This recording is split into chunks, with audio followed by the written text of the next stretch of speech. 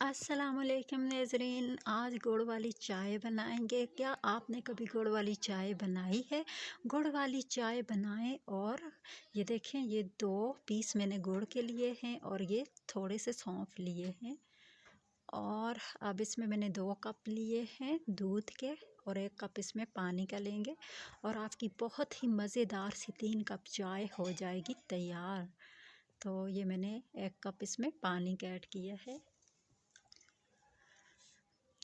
اور اب اس میں 1 چمچ میں نے پتی ایڈ کی ہے۔ بہت ہی مزیدار گڑ والی دودھ پتی آج بنے گی، اور یہ دیکھیے یہ میں نے اسے چولہے پہ رکھ دیا ہے، اور اب اوپر سے کور کر لیا ہے، اسے ابال آنے تک اوپر سے ڈھک کے رکھیں گے۔ بہت ہی مزیدار سی ہماری دودھ پتی گڑ والی چائے تیار ہو چکی ہے۔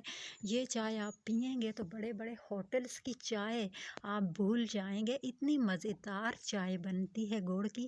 گڑ ابھی صحیح سے گلا نہیں ہے، لیکن چائے ہماری میٹھی ہو چکی ہے، تو نو پرابلم۔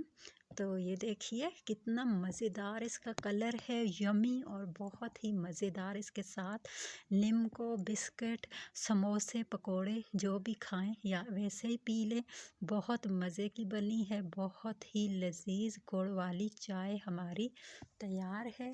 یہ چائے آپ اپنے مہمانوں کو پلائیں گے تو آپ کے مہمان بار بار آئیں گے آپ کے گھر چائے پینے کے لیے۔ تو اس ریسپی کو ضرور آزمائیے، اسی طریقے سے بنائیے، خود بھی انجوائے کیجئے، اپنے مہمانوں کو بھی انجوائے کروائیے، اور ہمیں دعاؤں میں یاد رکھیے، اور چینل کو بھی سبسکرائب کیجئے، لائک کیجئے، لنک کو شیئر کیجئے۔